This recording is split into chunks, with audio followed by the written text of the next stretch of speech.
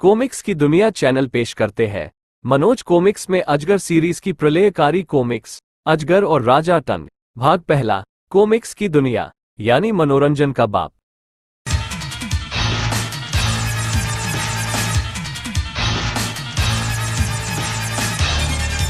अजगर तुम्हें तुम्हारी रक्षा का वचन देता है बहन। बहन भाई के इस अटूट बंधन के बीच अगर मौत भी आई तो अजगर उसे भी तहस नहस कर डालेगा।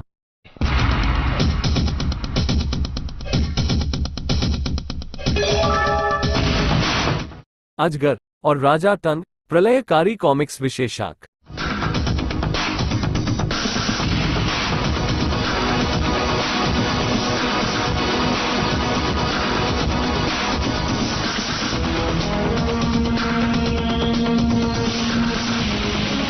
पृथ्वी के गर्भ में बसा एक छोटा सा राज्य गर्भा और गर्भा की सीमा से सटा एक विशाल राज्य उदर का राजा टंग अभिमानी, क्रूर, जिद्दी व बदतमीज। ऐ मेरे जादुई भंवोरा, दिखा मुझे संसार की सर्वश्रेष्ठ सुंदरी जिससे मैं विवाह कर सकूं।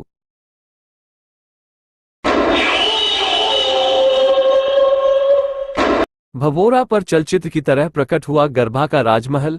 ये भंवोरा तो गर्भा के राजमहल का दृश्य दिखा रहा है।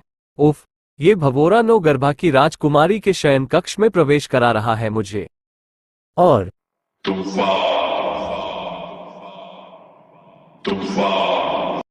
राजा टंग थका सा देखता चला गया इस मोहिनी सूरत को। उफ, पलके तक झपकना भूल गई उसकी।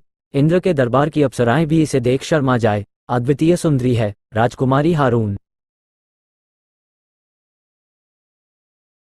उदर का राजदूत गर्भा के राजमहल में राजा गर्भराज के समक्ष उपस्थित हुआ। महाराज की जय हो राजा गर्भराज। उदर सम्राट राजा टंग ने आपके लिए संदेश भेजा है। संदेश तुरंत पढ़ा जाए। गर्भा के राजा गर्भराज को आपके भावी दामाद का प्रणाम। संदेश पढ़ना जारी रखा जाए। राजा का स्वर कठोर हो उठा। मैं कल बारात लेकर आपकी सुपुत्री राजकुमारी आलिया से विवाह करने आ रहा हूं। बारात के रूप में मेरे साथ होगी एक विशाल सेना। निर्णय आपके हाथ में है, विवाह या युद्ध। राजदरबार में सन्नाटा खींच गया। महामंत्री अखराज के स्वर में क्रोध झलक रहा था। महाराज, ये तो सरासर हमारा अपमान किया है राजा टंग ने। महाराज, मैं इस संदेश का क्या जवाब दूं राजा टंग को? तुम जा सकते हो राजदूत, तुम्हें इस संदेश का जवाब देना आवश्यक नहीं है। राजदूत चला गया।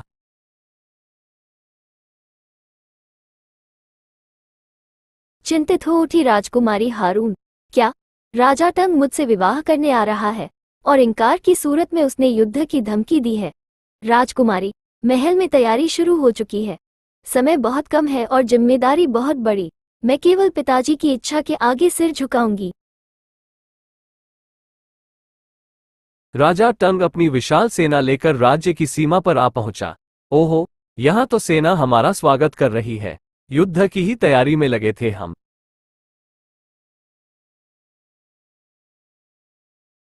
राजा टंग ने अपना एक सैनिक भेजा।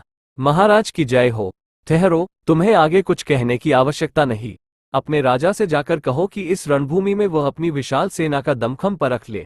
यहाँ प्रत्येक तलवार दुश्मनों के सिर काटने को बेताब है। भुजाएं फड़क उठी थी सेनापति गर्भहस्त की। राजा टंग संदेश सुनकर क्रूर ढंग से हंसा।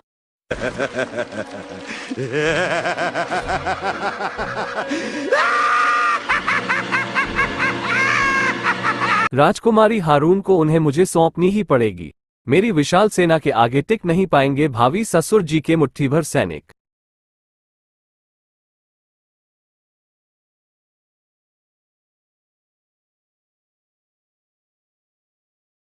आक्रमण। राजा टंग अपनी विशाल सेना के साथ आगे बढ़ा। राजा गर्भराज की सेना मुट्ठी भर ही सही पर हिम्मत के लोहे के साथ टकरा गई दुश्मनों से। राजकुमारी हारून, हम सब की इज्जत है शैतानों, जिसकी रक्षा के लिए हम गर्भा सिर काटेंगे या कटाएंगे।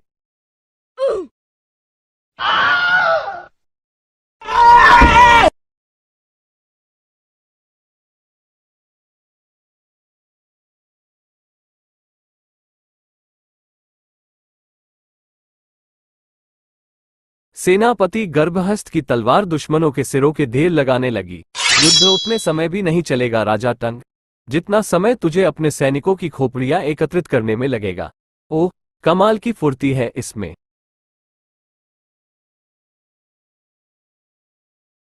राजा गर्भराज और राजा टंग के टकराव का कोई निर्णय न निकल सका। तुम इससे भी दोगुनी सेना ले आते राजा टंग, किंतु हमारी मुट्ठी भर सेना का कोई मुकाबला नहीं। और फिर सूर्यास्त के साथ ही थमा युद्ध। कल ये युद्ध निर्णायक साबित होगा राजा गर्भराज। रणभूमि में दोनों सेनाएं छोड़ गई थीं अपने जाबाज सैनिकों के शव। युद्ध का परिणाम जो भी हो, पर इन्हें दोबारा जीवन नहीं मिलना था। किसी के जिस्म पर खून की एक बूंद भी देखकर पागल सी हो जाती थी राजकुमारी हारून, पर आज ओह, युद्ध में घायल हुए सैनिक, ये सब मेरी वजह से हुआ है। उधर महल के एक विशेष कक्ष में राजा गर्भराज ने सेनापति गर्भहस्त को बुलवा भेजा। महाराज, रणभूमि से आपने मुझे यहाँ क्यों बुलवा भेजा? एक बेहद आवश्यक कार्य आ पड़ा है तुमसे सेनापति गर्भहस्त। सेनापति गर्भहस्त, हम तुम्हें एक बहुत बड़ी जिम्मेदारी सौंपना चाहते हैं। आज रात्रि ही, बल्कि तुरंत। आपके हुक्म की प्रतीक्षा है महाराज। मैं कैसी भी जिम्मेदारी उठाने को तैयार हूँ।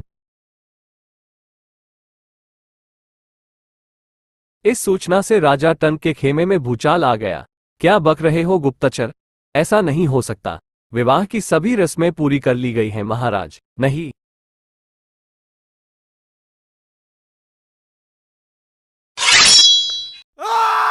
पराजय कभी स्वीकार नहीं की मैंने। जिस वस्तु को चाहा उसे छीन लिया है।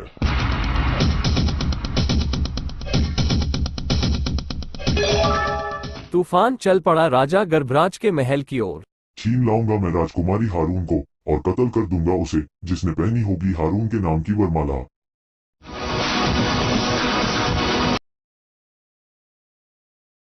युद्ध के सभी नियमों को ताक पर रख दिया उसने। कत्ल कर डालो दुश्मनों को। इस समय उन्हें कत्ल करना गाजर मूली तोड़ने जैसा होगा।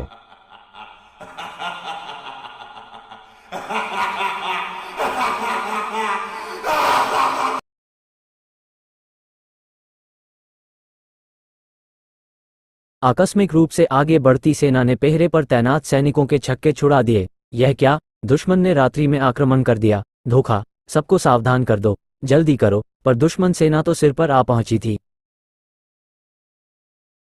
खेमों में लाशों के ढेर लगाकर अपनी सेना के साथ आगे बढ़ा राजा टंग। उधर महल में विवाह की सभी रस्में पूर्ण हो चुकी थीं। सेनापति गर्भहस्त, आज तुमने हमें एक बहुत बड़ी चिंता से मुक्त कर दिया है। गर्भा और राजकुमारी हारून की रक्षा के लिए मैं अपने प्राणों पर खेल जाऊंगा पिताश्री, क्योंकि जब ओखली में सर दे ही दिया है तो मूसल से क्या घबराना। सही कहा ना मैंने प्यारे दोस्तों? इस बात पर मेरे चैनल को सब्सक्राइब कर देना। तभी महाराज, गजब हो गया। दुश्मन राजा टंग अपनी सेना के साथ मारकाट मचाता महल में आ घुसा है। क्या राजा टंग?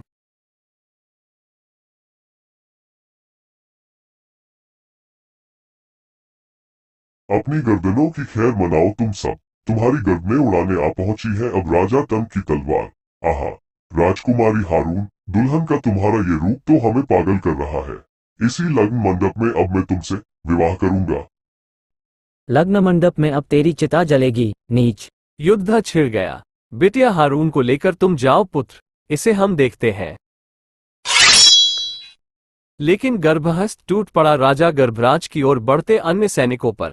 आओ, तुम सबकी मृत्यु तुम्हें खींच लाई है यहाँ। इधर राजकुमारी हारून के गुलाबी मुखड़े पर नफरत का सैलाब उठ खड़ा हुआ। इस युद्ध का परिणाम चाहे जो हो, किंतु मैं तुझे ऐसा दंड दूंगी नीच राजा टंग, कि मैं तुझे अब हर पल याद आती रहूंगी और तू हमेशा ये गाना गाता रहेगा। तुझे भूल जाना मुमकिन नहीं। तू याद ना आए, ऐसा कोई दिन नहीं। लग्न मंडप सी ही अग्नि धधक रही थी हारून के सुर्ख मुखड़े पर। राजा टंग ने दो टुकड़े कर दिए राजा गर्भराज की तलवार के।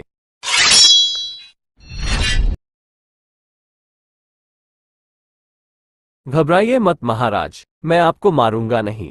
मैं आपको अपने और राजकुमारी हारून के विवाह का एक एक दृश्य दिखाऊंगा। हा हा हा।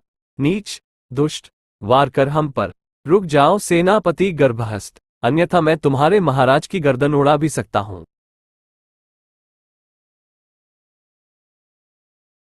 और तभी इस क्षण की तो किसी ने कल्पना भी न की थी। किसी का भी ध्यान नहीं था राजकुमारी हारून पर। दुष्ट, नीच, अब तू जब भी स्वयं को देखेगा तुझे हारून दिखेगी। एक पतिव्रता स्त्री पर अब तू अपनी कुदृष्टि कभी न डाल सकेगा, ये मेरी गारंटी है। मोदी है तो मुमकिन है।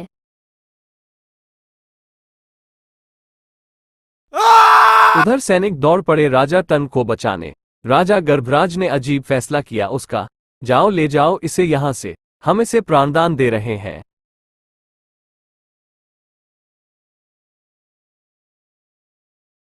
पिताश्री, आपने उसे जीवित क्यों जाने दिया? उसका अपराध अक्षम्य था। स्वामी, मैं स्वयं भी चाहती थी कि वो जीवित रहे, वरना इतनी बढ़िया कहानी आगे कैसे बढ़ेगी। पुत्र, उसके लिए ये प्राणदान मृत्यु से भी बदतर साबित होगा। बिटिया हारून ने जो दाग उसे दिया है वो एक सबक है उसके लिए, क्योंकि वह दाग सर्फ एक्सल से भी नहीं धुलेगा। और इस युद्ध में उसके जान माल की भी बहुत क्षति हुई है, अतः अब वो दोबारा इधर का रुख न कर सकेगा। इस बीच हम अपनी सैन्य शक्ति को और अधिक विकसित कर सकते हैं, चाहे इसके लिए हमें अपने पड़ोसी राज्यों की भी मदद क्यों न लेनी पड़े। इस प्रकार फिलहाल सभी युद्ध की आशंका से मुक्त हुए। समय पंख लगाकर उड़ता रहा। गर्भा ने एक ही वर्ष में जबरदस्त सैन्य शक्ति प्राप्त कर ली। इधर राजकुमारी हारून ने एक पुत्र को जन्म दिया तो पूरे राज्य में प्रसन्नता फैल गई। आहा, अपने पुत्र का नाम मैं टाइगर श्रॉफ रखूंगा। कैसा नाम है प्रिया? अति सुंदर। उधर की इस गुफा में आज 1 वर्ष पश्चात पुनः गूंज उठी घोड़े की पदचापें। पूरे 1 वर्ष पश्चात ये पदचापें गूंज रही हैं। लगता है महाराज बाहर आ रहे हैं। हस्तरून के जन्म के ठीक 7वें दिन राज्य के उत्तराधिकारी को कुल देवता का आशीर्वाद प्राप्त करना आवश्यक है। चलो इसी बहाने कुछ देर का एकांतवास होगा। पिताश्री तो सैनिकों के बिना कहीं जाने ही नहीं देते हमें, किंतु नियमानुसार यह पूजा केवल हम तीनों को ही करनी है। पिताश्री अवश्य ही अब भी राजा टंग की ओर से हमारे लिए चिंतित होंगे। कुल देवता के मंदिर की सीढ़ियों पर आगे बढ़े दोनों।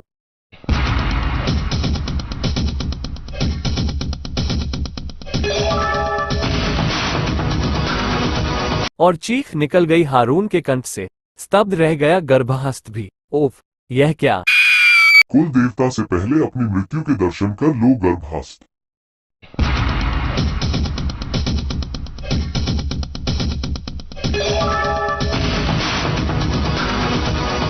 और तुमने मुझे अवश्य पहचान लिया होगा राजकुमारी हारून। मैं हूँ राजा टंग।